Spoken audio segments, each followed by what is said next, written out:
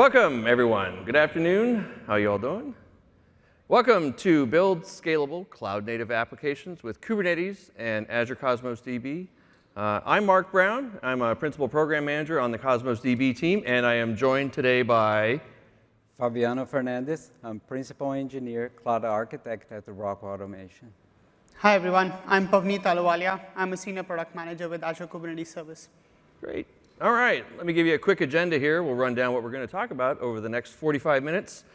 Just a quick intro here. That's it. We want to highlight Rockwell Automation and what they've built. So they're going to tell a story about what they've done. We'll then do a deep dive into AKS, talk about resilience and best practices. We'll then flip over to myself, and I'm going to talk about Azure Cosmos DB. We'll share maybe some reference architectures. We may do the demo first and then share those, depending on how we do on time. And then we'll close it out with some key takeaways for you today. OK, so today we're going to talk about building cloud-native applications using Azure Kubernetes Service and Azure Cosmos DB. And as we go through our talk today, you'll see how and why combining these services provides benefits when designing and building applications for the cloud. So customers are increasingly modernizing or even building net new applications, cloud-native applications in Azure. And presumably, you're here because you're either thinking about doing that or you're doing it today.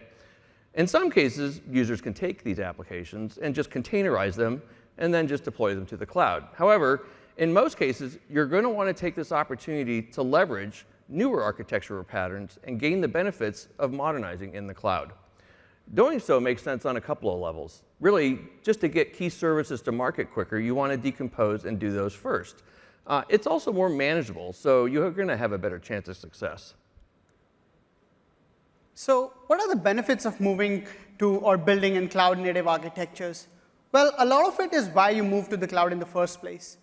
For example, increased developer velocity. Businesses today need to move to their market faster and faster and ship new features and applications. And that means iterating faster at the development cycle and shipping code independently. They want to move to global scale. Companies are looking to expand their footprint across multiple regions. And doing that themselves is expensive in terms of setting both the infrastructure, but also the manpower needed to do so. Cloud makes it easier. Data and AI are eating the world. Business requires massive storage and transaction capabilities. Why? Because you need greater insights. You want machine learning, AI to drive your business and insights. And that is easier and more practical in the cloud. Multi-layered security. The surface area of your security is increasing and getting more and more complex. Cloud, with its built-in technologies and tools, makes it easier to both manage your software supply chain cycle, but also reduces your SecOps loads. High resiliency and availability is nothing new to business. They always have mission-critical applications and need high availability. And this is true for whatever business or vertical you're coming in. You know, aside from all those benefits for just migrating and modernizing in the cloud, there's just some really good reasons why you just can't simply lift and shift everything you want into the cloud itself. I mean, first and foremost, you don't own the infrastructure, right? This is all sitting in Azure or all sitting in the cloud. It's not sitting in a cage or in a colo that you control and manage. The other thing, too, is things are going to fail at any time and for any reason, right? We're taught to think this and know this when we're designing and building applications for the cloud. Relying on things like two-phase commits can result in loss of availability for your entire application, even if it only happens in a small portion of it. Also, by not distributing the responsibility across groups of servers, you're more likely to get single points of failure, and that's also going to reduce your availability. And the other thing is that you can really only scale up so far.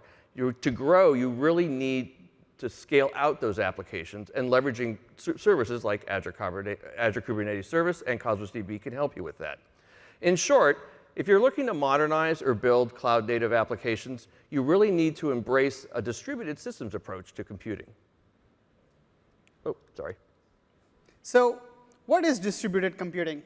It's a way of solving problems by breaking them down into smaller pieces and processing them in parallel on multiple computers connected over a network.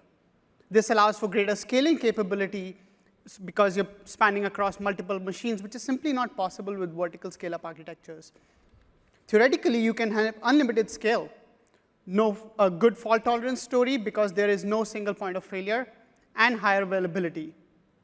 It does this by distributing your task across parallel processing compute units, which requires communication between components, which is generally done through message-based architectures or HTTP gRPC-based protocols, and coordination to ensure everything works together, either via distributed locking or consensus algorithm, which is the best practices. All these challenges and reasons is exactly why you should build your distributed cloud-native applications on Azure Kubernetes Services and Cosmos DB. It delivers better performance at scale with built-in intelligent scaling that provides better total cost of ownership. Azure Cosmos DB, for example, offers 99.999% availability SLA and ultra-low latency, whereas AKS also guarantees 99.95% uptime SLA and up to 5,000 node scale. Goes without saying, both services come with built-in enterprise-grade security. And we talked earlier about moving faster and iterating faster with developer velocity. AKS helps you drive 53% efficiency improvement in your IT and dev teams, with up to 50% faster development of secure apps through SDKs like Java, .NET, or Node.js. We love building with the community. Hence, both products support the most popular open source projects, like Cosmos DB supports PostgreSQL, MongoDB, and Apache Cassandra, whereas AKS supports most of the open source projects like Istio, Kada, Cilium, either as an add-on or extensive integration. And again, goes without saying, this comes with the best of Azure ecosystem, whether that's monitoring, backup, security, or the Kubernetes app marketplace. OK, so I'd like to introduce Fabiano, and he's from Rockwell Automation. He's going to share with you their story for how they used Azure Kubernetes Service and Azure Cosmos DB to build a cloud-native SaaS solution for their customers. Thanks, Mark. Yep. Hi. Rockwell Automation is a global company leader in industrial automation. Today, we are here to talk about FactoryTalk Design Studio, what we actually deploy using Azure technologies. FactoryTalk Design Studio is a modern IDE that configures industrial automation systems, which is composed for industrial controllers and other intelligent devices. To give a better understanding, I will actually demo the product right now. This is our FactoryTalk suite. And Rockwell provides multiple cloud-based applications to our customers. But today, I will be talking about FactoryTalk Design Studio. When I launched FactoryTalk Design Studio, like I just did, what happened is we spin up a Kubernetes pod specifically for a user, and we are also mounting the blob storage of this user to give all the projects they have content. At this moment, we have like a system view. The customer can actually use according to their organization in their facility. They have their controllers that are executing loops, for example, and they have a code editor. This is, for example, is a ladder editor diagram, which actually can convert in a code editor. Right now, you can have capabilities like VS Code to have IntelliSense, validation, and do all your configuration of your system. What happened is in automation systems, we take this code and we deploy to controllers. Normally, our physical controllers can be virtual, but you actually deploy at the edge this content.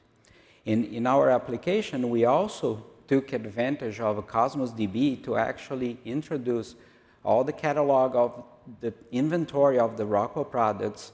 And right now, everything is based on Cosmos, that we can actually create devices and configure our systems. Yeah, that's as a quick overview about the product. Now we'll go back to the presentation. Let's talk about the challenges that we had, right? We had several architectural challenges. Rockwell has expertise on Windows-based automation systems targeting standalone and client-server architects. The challenge was how to modernize for the cloud, how to deploy maintain running systems with a multi-tenant support, how to scale by demand to guarantee users will be able to do their work, and how to meet security standards of the automation systems in a cloud-based environment. And came the vision, right? Automation systems are mission-critical control applications. We need high availability. We need auto-scaling, load balancing, traffic management, disaster recovery, etc. And previously, what we did all at the application level. But now we wanted to take advantage of the cloud-native patterns. Containers were enablers to run Windows and Linux workloads. The key component from the architecture was Kubernetes. The native out-of-box Kubernetes capability met several of our requirements. The Kubernetes ecosystem gave us hundreds of open source options and new patterns to explore.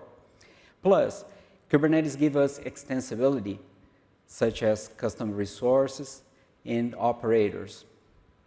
We design our software distribution as containers and Helm charts. We took from the MSI type of distribution, and now we have OSI compliant artifacts. With the Microsoft partnership, AKS and ACR was a right choice for us. And talk about the strategy, right? Now, we need more than just Kubernetes, right? Now we need DNS, we need ingress, firewall, secret store, file system, database. We took advantage of several AKS native integrations and add-ons. For security, we enable Defender for Cloud, and we use the regulatory compliance options to drive our security architecture design.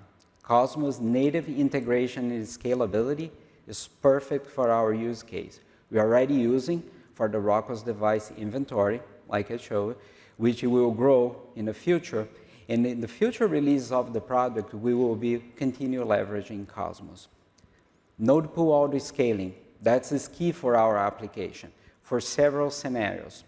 When we add a tenant or an organization in our system, we needed to spin up resources. When users open the workspace, like I was demoing, in the product, we needed to spin up Kubernetes resources.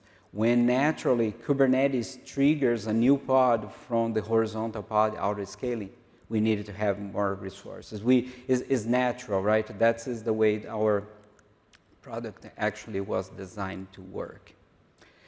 This is how we build, right? This is a simplified data flow. We don't have quality gates, QA, staging prod. For CI, we use Jenkins to build our services as containers and Helm charts, and we push the JFrog artifactory. We use Terraform for infrastructure. We use GitHub and GitHub Actions to validate TFSec, TFLint, and also using Terraform to expand according to our needs, right? We know limits that we have in the clusters. Once that we need to expand more, we will keep provisioning more resources. And we can create clusters in minutes. For the CD system that we have in the middle, we use Harness, and Harness runners run on AKS, and we use Azure functions to orchestrate the deployments. A new product subscription generates an event that goes to the Azure function, which drives the deployment of the tenant or the new user.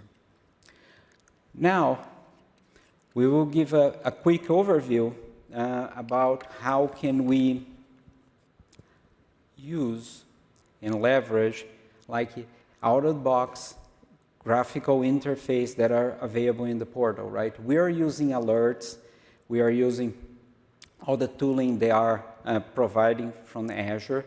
And we always connect like links specific for the portal, because in seconds, our operations teams are able to start taking a look, and we use container insights.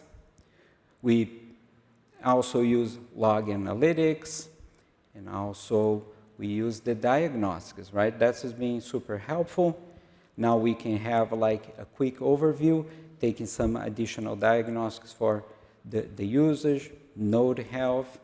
And we are also, for observability, we use Prometheus, and we also have like our Grafana reports that we can actually already have like a dashboard with the several clusters that we maintain, healthy status of some of the services, and so on, right? We're really taking like the observability capabilities that we have and actually making available for our operations. Thanks for the opportunity to share our experience with Azure. Good looking stuff. Thank you. Thanks, Fabiano, for sharing how Rockwell Automation uses AKS and Cosmos DB to drive its business goals. Now, let's talk a bit about Kubernetes. If you've ever tried the Kubernetes the hard way workshop, you know running your own clusters is tough.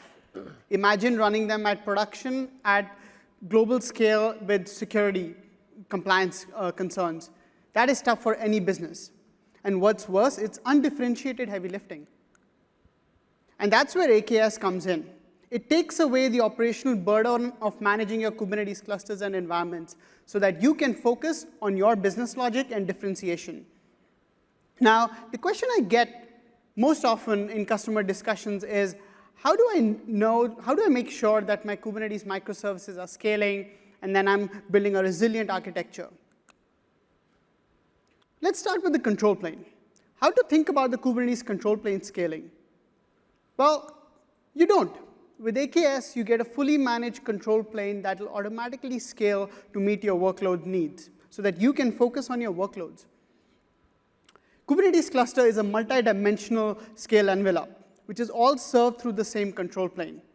With AKS, we've battle tested that to provide you up to 5,000 node scale limit with up to 50,000 pods per cluster and 250 pods per nodes.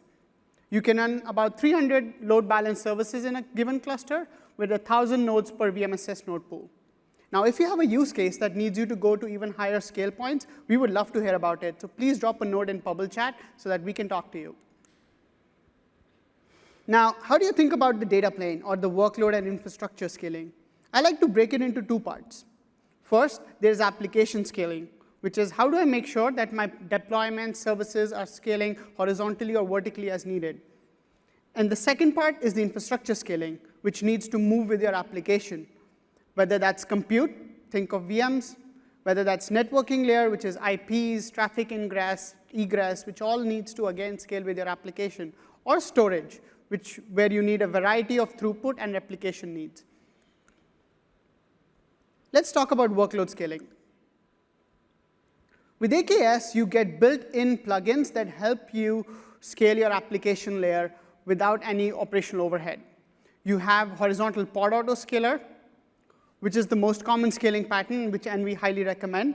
It periodically adjusts the replica pods for your scalable resources, such as deployment or stateful set based on the pod metrics or custom metrics, such as CPU and memory utilizations. We highly recommend using this. You can even club it with Kata, where you have message or event-driven architectures. Kata works in tandem with HPA to control the number of pods needed for your deployment. It is currently a managed add-on in AKS in preview, and you can use up to 50+ scalers with it. We'll actually demonstrate the Cosmos DB external scaler later today. You can also use vertical pod autoscaler, which is also an add-on in public preview today, if your application specifically needs to scale up its CPU or memory resources. Now, another important best practice is to use the scheduler features available to you. Use pod disruption budget to mitigate for voluntary disruptions like upgrades or pod delete. Kubernetes will maintain the minimum number of pods needed for you to keep your application up and running. Use resource request definition. It is very critical because it informs the scheduler decisions on pod placement and how heavy do you want to run a particular node. You should use taints and tolerations, where you have, for example, a specific ingress controller, for example, that needs a lot of resources. You can place it on a dedicated node using taints and tolerations. You can use node selectors and node affinity. If you have a memory-intensive application, place it on a memory-intensive VM using node selectors. Now, let's talk about infrastructure scaling. First and foremost, you should use AKS with availability zones. With AKS availability zones, AKS automatically places your nodes across multiple AZs so that in case of an outage, for example, if a AZ goes down, you still have nodes running in other AZs, which can still accept pods and keep serving your end customers. I highly recommend you use standard tier with AKS for any production or high-scale workloads. With uptime SLA, or what we now call standard tier, you get a financially backed SLA for 99.95% availability, and you get control plane autoscaling, which ensures that your cluster control plane is meeting your workload's needs. Let's talk about node pool and some of the cluster best practices. We highly recommend that you use cluster autoscaler along with your horizontal pod autoscaler so that you have completely end-to-end hands-off scaling. It will also scale down your nodes if you need to, if there's an idle node which is just incurring compute cost. We recommend using V4 and V5 SKUs as they provide faster provisioning speed, and using larger system pool VM SKUs when running large AKS clusters, think 500 or 1,000 nodes. On the networking side, there are really three main things that you need to think about: your east-west traffic, ingress, and egress. For the east-west, which is the internal CNI plugin, we recommend using overlay CNI networking that recently went generally available. It allows you to theoretically scale to millions of pods in a given cluster. It gives you ease of management since there are no UDRs or route tables. And it gives you Cilium-based network policies and the power of eBPF.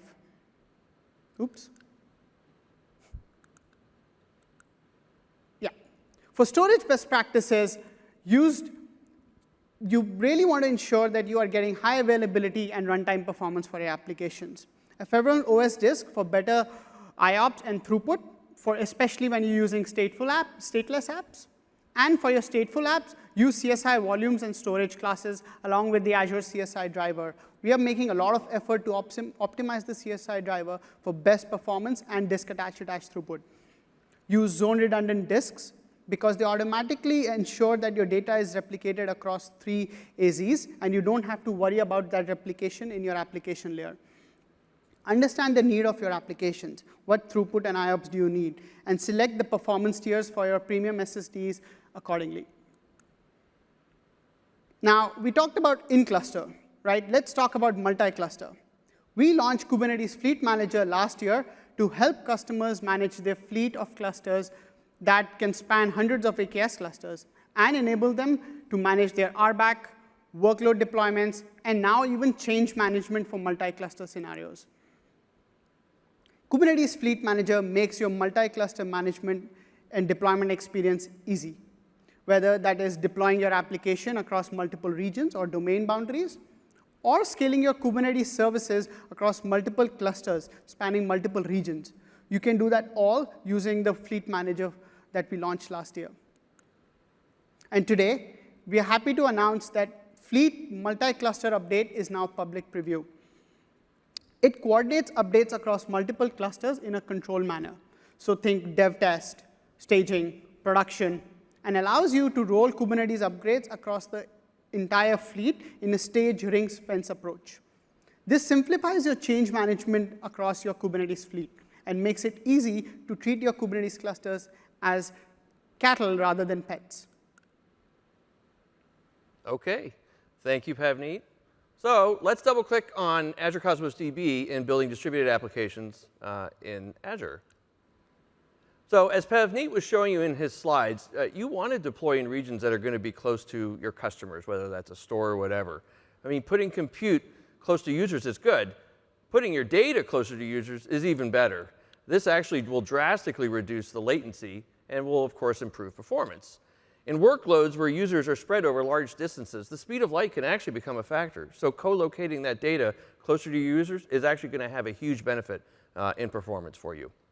Cosmos can also keep all of your data secure. You can deploy it within a VNet and then use private endpoints and a subnet for all of your data access. This means no public endpoints for all of your data. Everything is secure from the front end and AKS all the way through to the back end and then back out again.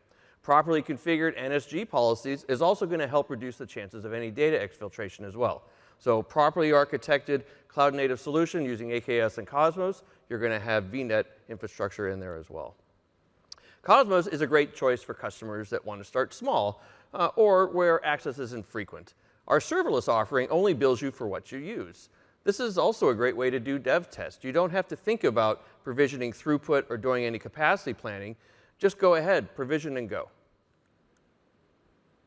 Of course, Cosmos is great at handling data volumes at massive volumes as well. Cosmos is unique in that the way it's designed is to scale out horizontally, or what we call like partitions in there. And this has some advantages. First of all, by scaling out, you fundamentally get infinite storage capacity within there, right? And then also, because each of these partitions is itself its own little computer, you also get unlimited throughput as well as you scale out over this. It's important to understand, and I want to make sure you understand this. The Cosmos' architecture means your database can scale from, say, a kilobyte to petabytes in size, and you're still going to get that single-digit latency. This is generally not something you're going to get with any other database, and in fact, Cosmos is the only database in Azure that's going to provide an SLA on latency, and that's going to be less than 10 milliseconds at P99. Another aspect to this design is a high degree of elasticity. What this means is that Cosmos is designed to be able to handle loads that can go from very small to extremely large and do it in a short period of time. In fact, it can handle that change nearly instantaneously. Cosmos DB's Autoscale feature allows applications to handle any amount of request traffic. The service will scale up on demand as needed and then scale back down again. Other database services can require hours or even days to scale back down after a scale-up event. Cosmos will scale down instantly and will only bill you for the maximum amount of throughput within that hour. Now, this is going to allow you to definitely manage costs better when you have unexpected scale-out events. At Build 2023 this week, we actually announced general availability for 2 key features related to throughput for Azure Cosmos DB. Burst capacity will allow you to accrue unused throughput or idle throughput over a period of 5 minutes or 300 seconds. And then you can apply that in a short burst.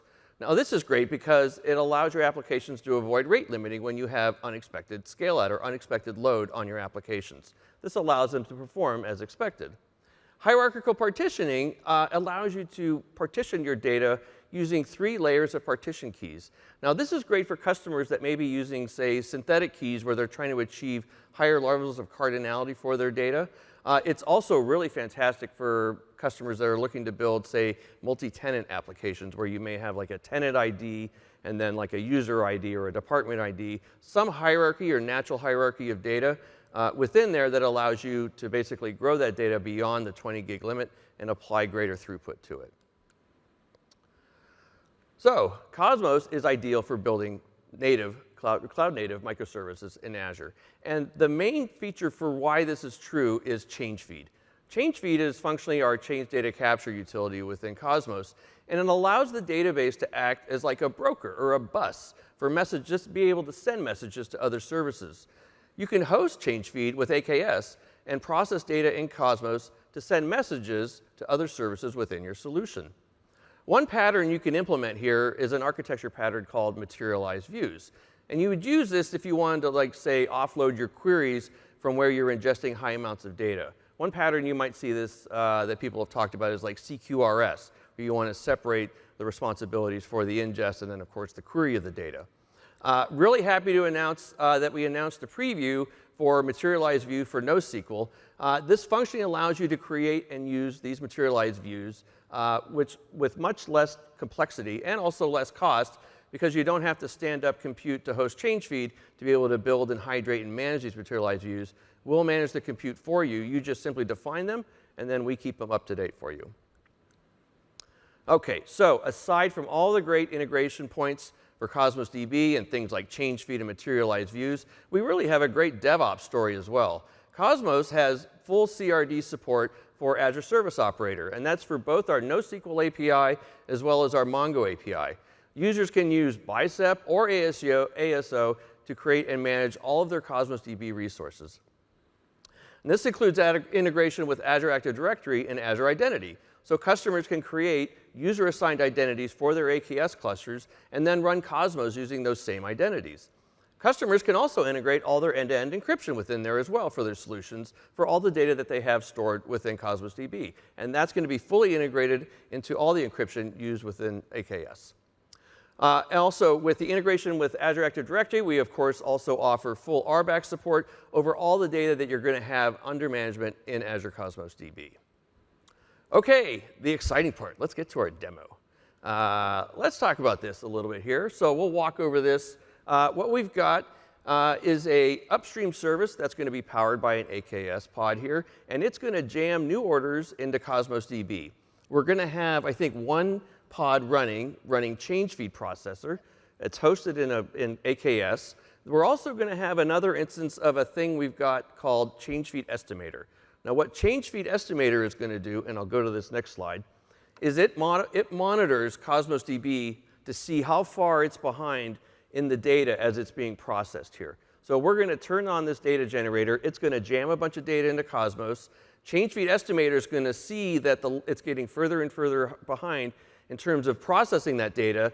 Those metrics are going to be used to tell Kada, hey, need you to spin up additional pods here, got more data to process.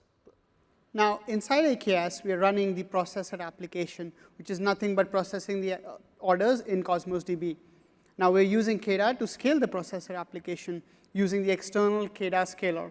We also have a scaler app in there, which is controlling the business logic of how to scale the processor. For example, it is actively monitoring the number of partitions in Cosmos DB that have a lag, and based on that, scaling the processor app. We're using Managed Prometheus and Managed Grafana for a single hub to ship our metrics from both Cosmos DB and AKS environment. Now, let's get into it. Yep. So I'm going to first show what are the different deployments currently running in AKS.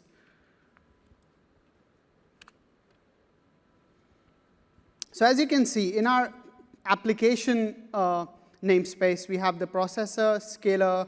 This is the order generator. And we're going to use the multi-partition order generator to push throughput to all the partitions. Let's actually do that right now.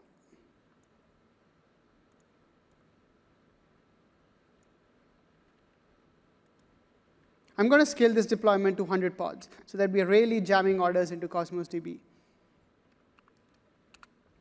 Just making sure it's happening. Yeah, we'll start seeing the pods for multiple partition. And while that happens, I'm going to go through some of the deployment YAMLs we're using for this demo. First, let's look at the order generator. Here, we are just using, this is the original one, which has one replica. We're using our container, and we're basically using the image from ACR. These parameters control how many orders it's going to push through and how long it's going to stay up. And then this is the endpoint in the Cosmos DB where it's pushing the orders into. Now, this is the scalar deployment, which is where our logic sits, right, on how to scale the processor. Now, this is basically creating a service on port 4050, which is what the external Kada scaler is listening to determine how to scale the processor app. The order processor is just an ordinary deployment replica set, which is running to begin with one and then several replicas of the processor application. Let's go back to our original deployments and see what's happening inside the cluster. Close your YAMLs. Yeah. I'm going to close all the YAMLs so that I can see my actual calls. Cool. So let's just do a get deployment to see if our order generator has scaled up. Yep, you can see.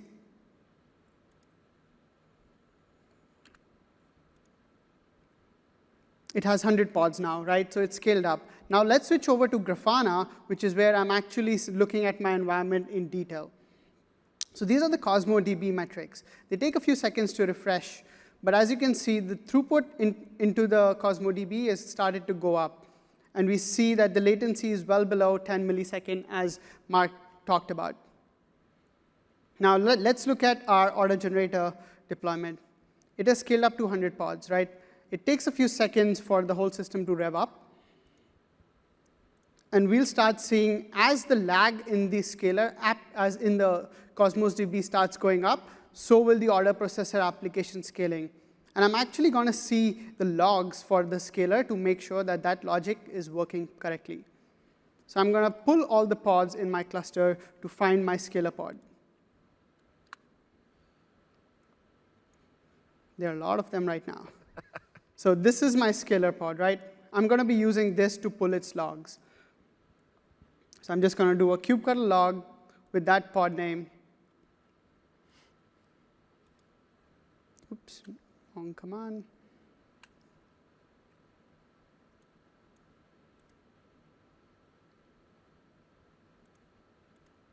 Yep, let's plug in that pod name.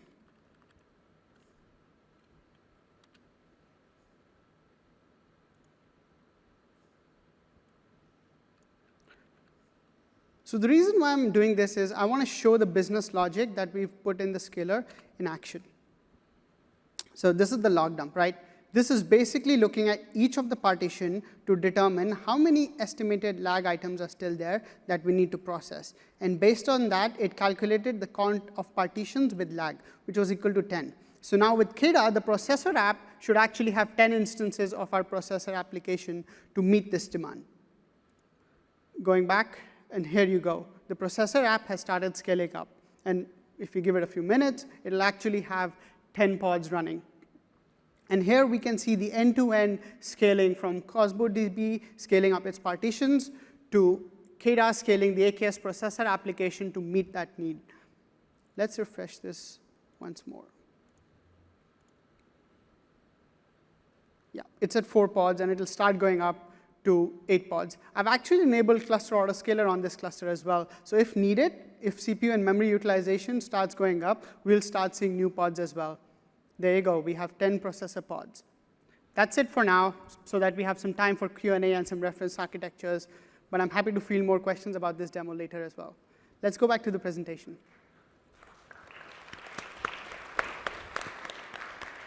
That was fun. I love watching things scale up.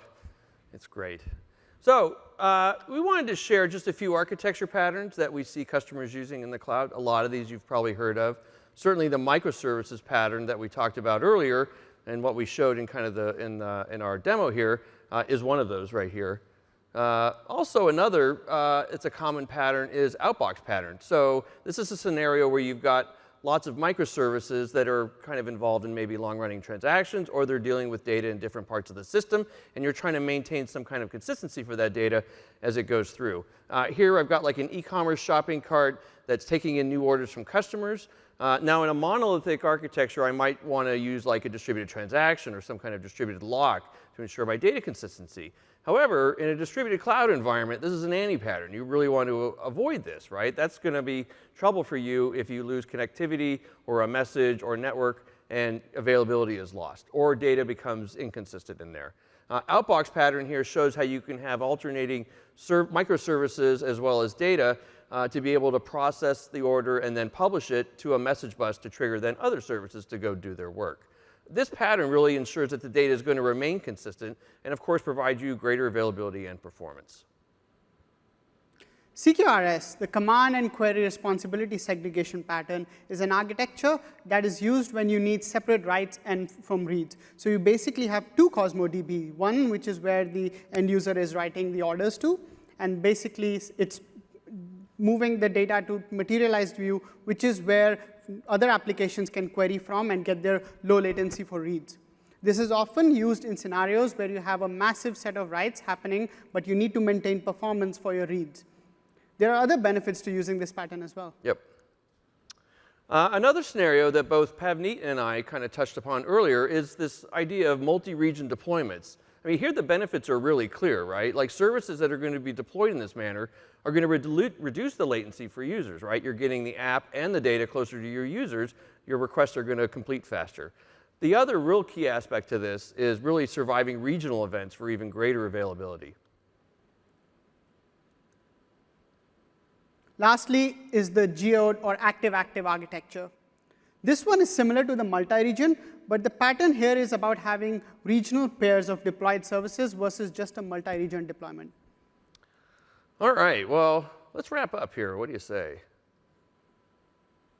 Well, we talked about how AKS with Cosmos DB helps you deliver the best cloud-native architectures, from enabling intelligent scaling at global scale to building your application faster through SDKs and managed built-in best practices, allowing you to leverage a vast community of open source products and the best of Azure.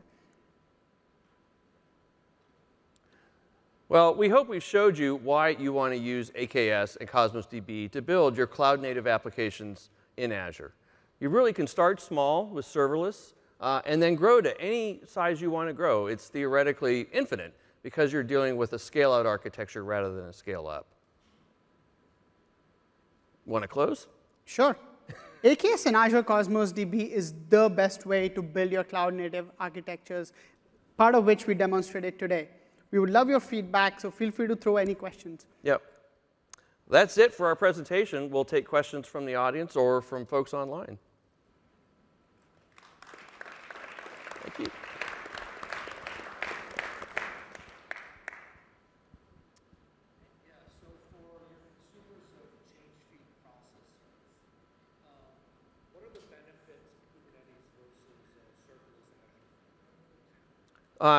Using Kubernetes, well, here's the thing. With serverless, you're going to have cold starts within there, so things are going to lag. Also, just having that as a, I mean, you could run that at Kubernetes, I guess you're going to get that dedicated compute.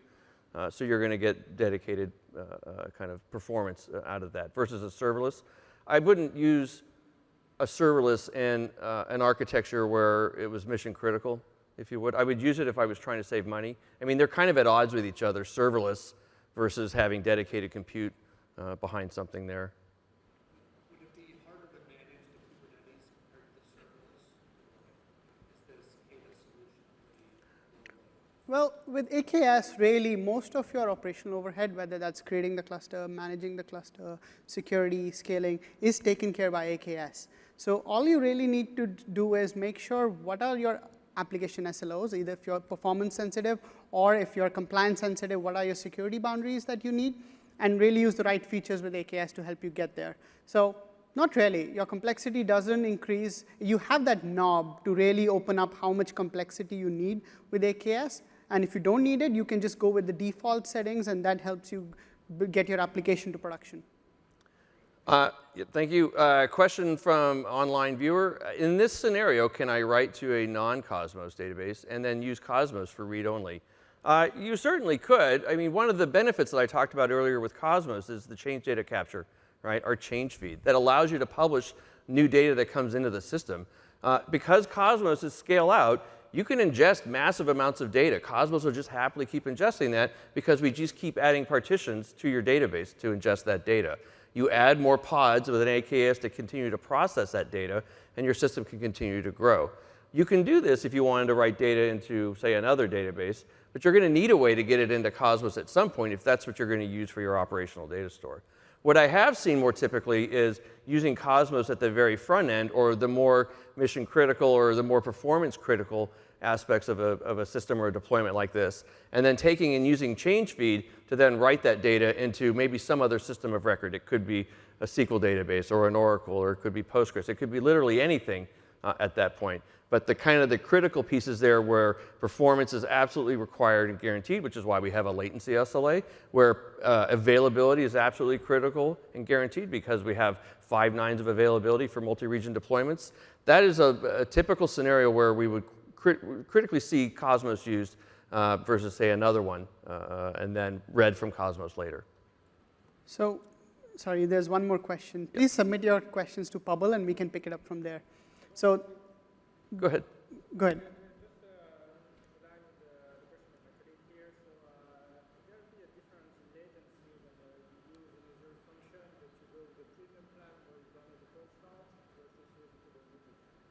So the question is there latency difference between using Azure Functions? Is that for hosting change feed, you mean? Yeah, no, I mean, if you use not the consumption plan, but the treatment plan of the Azure Function, so you want the cold start, would there be a latency difference when you use serverless versus I think the question was, and we're going to lose our online. Sorry, folks. Thank you. I think if I understand, the latency difference between using Azure Functions versus using AKS for hosting. I don't think. So I think I can take that. Yeah. One. So with AKS, you don't really have performance tiers where you can dial up or dial down on your latency for node start, for example, like Azure Function does. Our goal is to reduce the latency for node boot up across the whole fleet, no matter what tier you're using. So you don't need to think about that with AKS. Now, if your app has specific latency SLO, it really depends what you're optimizing for. Are you optimizing for cost or are you optimizing for latency, right? Because you can have VMs running in AKS and your application will boot in seconds, but that might not be the case with cold start with Azure Functions. Well, one last question, and then we got to wrap it up. So how about container apps with Cosmos? Sure, absolutely. You can use container apps with Cosmos. Another very frequent common scenario is using container apps, maybe in ACA, or certainly within AKS. It's just putting together, and what this talk was about was really talking to you about how to put the best compute and the best database together to build these distributed cloud-native applications in Azure. And I hope we were able to do that for you all here today. We'll be available after the session here. We've got to wrap up. So if you've got more questions, come on up and see us. Thank you, everyone. Thank you.